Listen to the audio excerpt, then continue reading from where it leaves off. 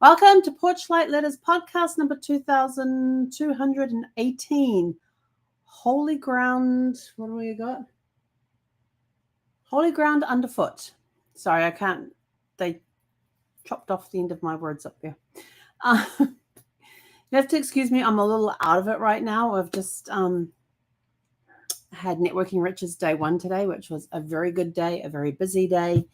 Did not get a lot of sleep last night. I kept waking up in anticipation of today's Networking Riches, and I'm a little out of it, but I'm still here. I am still here.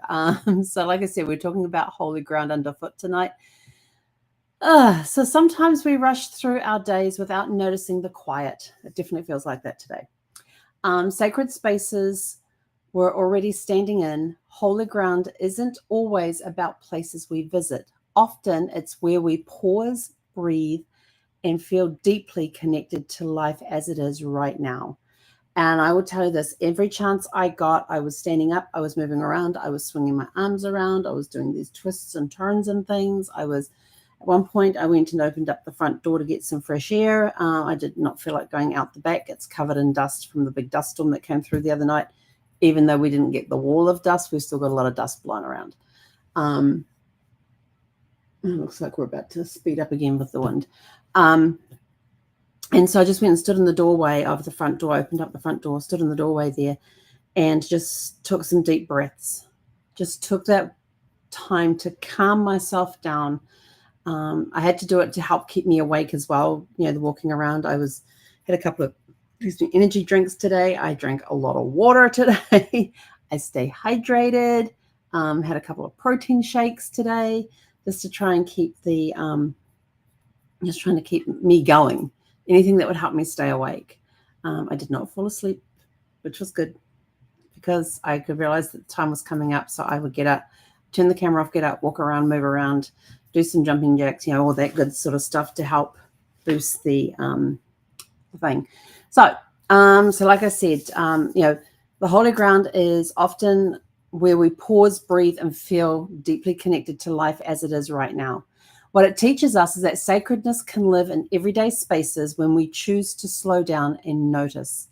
We often stand on holy ground without realizing it. Our homes, our relationships, our moments of stillness. Reverence isn't about perfection, but about presence. Being present, yeah. Being grounded helps us carry meaning into even the smallest parts of our day. And what happens when you pause long enough to truly notice where you are and who you are with? You create intention around how you inhabit your spaces and moments.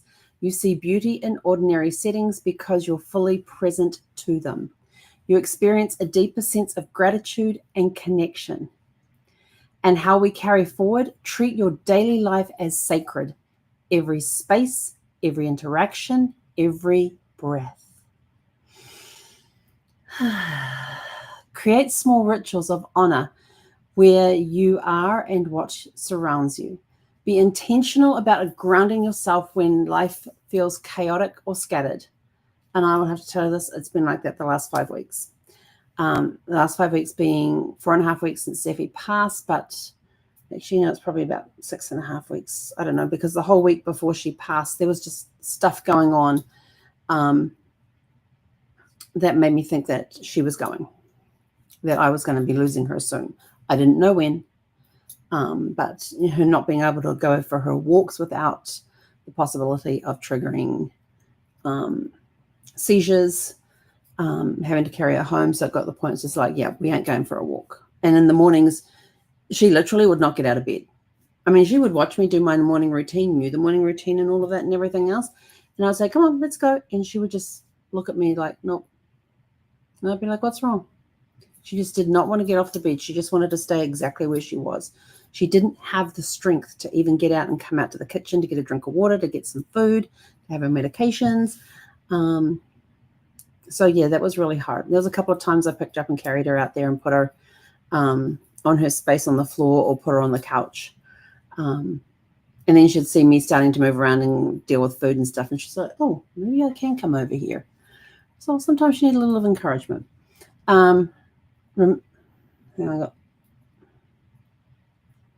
There we go. There's a bit of here. Remember that that meaning is created by how we show up, not where we stand. And for the legacy, when we treat our everyday spaces as sacred, we pass on the lesson that meaning isn't in the grand gestures, it's in how we honor where we are right now. And we have some reflection questions for you to go into the journal. What did I do with the journal? Yeah, here's the journals. Had to make room for the laptop today. So we have the regular Porch Light Reflection Journal. This is volume 1, The Stories We Carry. And this one has on the thought to reflect on page, it has the reflection questions from that week, from the actual episodes that week, plus a couple in there to make it up to 21 because we wanted to keep it the same as this one. And I also got volume 15. That was a couple of weeks ago. I'm working on getting 16 and 17 up, but been a little busy. Yes. So you can get those by going to Amazon and just searching for Porch Light Reflection Journals, and they will come up. This QR code up here will take you to our Porch Light Letters community that we have on school. Every day we're putting in there a reflection of the day, a reflection question of the day. We're putting in there a quote of the day. We put in there a copy of this podcast and whatever else I feel like putting in there.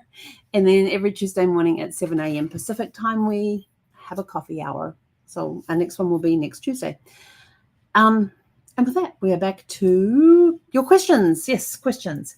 So out of your reflection questions, I have a sneeze coming up. No, I don't. It's gone away.